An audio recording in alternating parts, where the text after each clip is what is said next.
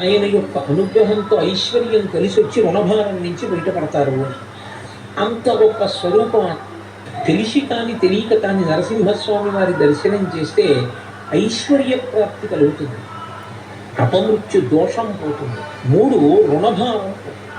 అప్పులున్న వాళ్ళు ఎక్కువగా నరసింహస్వామి వారి దర్శనం చేస్తే ఆయన యొక్క అనుగ్రహంతో ఐశ్వర్యం కలిసి వచ్చి రుణభారం నుంచి బయటపడతారు అని.